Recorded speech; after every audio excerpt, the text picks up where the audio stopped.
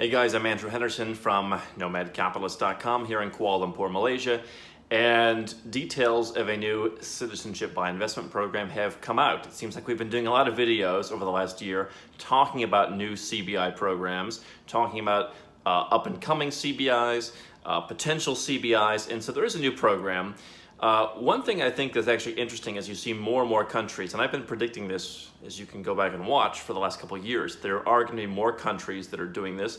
Prices are not going to really go down, at least on a global level. But what you're really seeing now is you're really seeing the old school traditional citizenship by investment programs that are widely marketed, that are relatively commoditized. These are the St. Kitts and Nevis, the Dominicas, the other Caribbean CBI programs, and now to a certain extent Malta and Cyprus, where there's a pretty clear path on what to do. It's available to anybody, and they're widely marketed. What you've got is now these other kind of CBI programs that are cropping up. There are a couple that I've been investing recently that no one's even heard of, but they actually went through in those countries and added them to the Constitution. There are other programs that are coming out. There are programs that are available to only certain types of people. And then there are programs that I imagine would only appeal to certain types of people, and that is this CBI.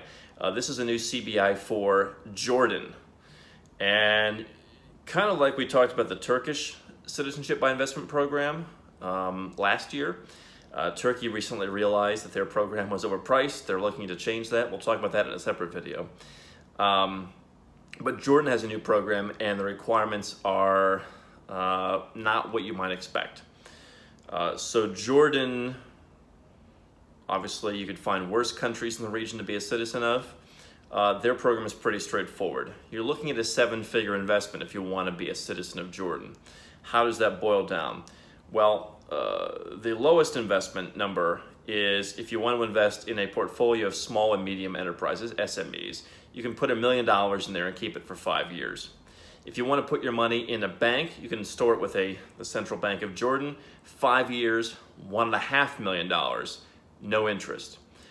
Interestingly enough, you can deposit the same amount of money, $1.5 million, into government treasuries and get interest in an interest rate that you'll negotiate with them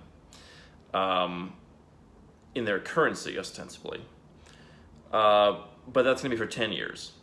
So you're tying up your money for twice as long to get a little bit of interest. You can also invest $2 million in a business in Oman, the capital, or if you do it somewhere outside of the state, basically the state of Oman, the government, then it goes down to $1.5 million. So $1 million, if you put it in a bunch of different small businesses, that's your low point. That you got to keep for 5 years. And then you've got kind of these other options where if that, then that, $1.5 million, $2 million, 5 years, 10 years. Those are the different options. So you've got 4 or 5 different options that you can take advantage of. So securities, banking, treasuries, different businesses, portfolios, whatever. So you're looking at a 7-figure investment. Now, Jordan actually had a program like this. I was looking at this not so long ago. They had a program in the late 90s, and it was basically, as I understand, focused only at Arabs.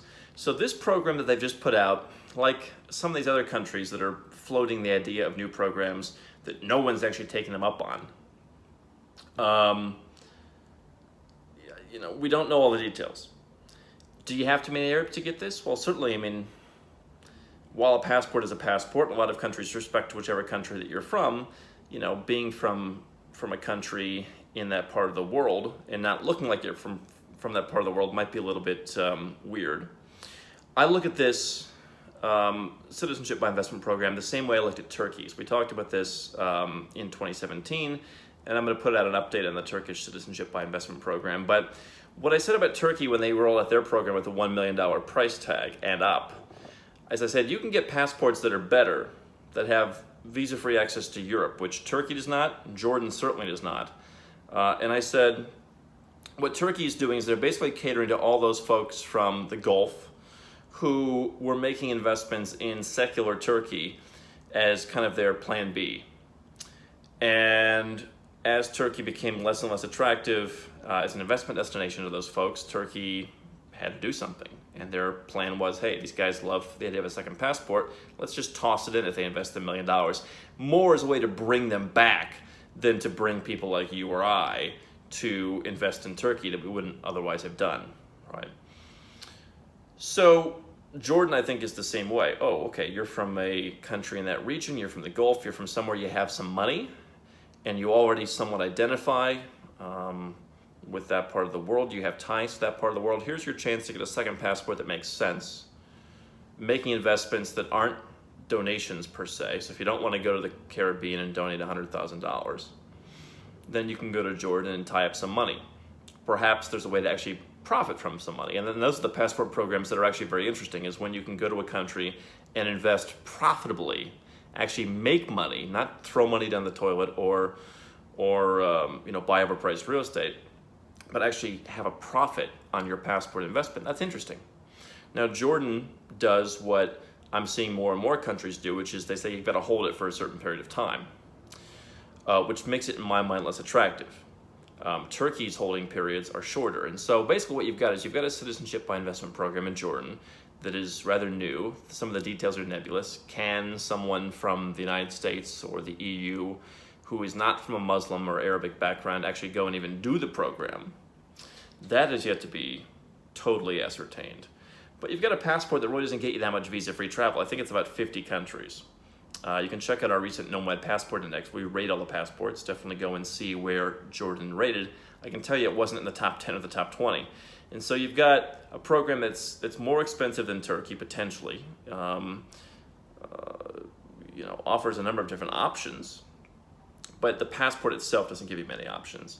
So as I've said, I think you're going to see more. You're going to see a niching down of the CBI industry. Jordan is that. Probably not something that most people who are watching this channel need to be aware of, but definitely the trend is something that you want to be aware of, because there are more countries coming out and looking for high value investors. And for some of these countries, it's going to be possible for you to go and actually invest and make a profit that actually pays you to get a passport. That's what I find really interesting. Those are what I focus on with some of the people that I'm helping, in addition to the typical Caribbean CBIs. But if you're just looking for travel and you're looking for opportunity cost maximization, then the Caribbean CBI is going to be a lot better deal than Jordan. If you want to find out more about second passports, citizenship by investment, how to get second passports quickly, definitely subscribe to our channel. And if you want to find out more about putting your plans into action, go to nomadcapitalist.com.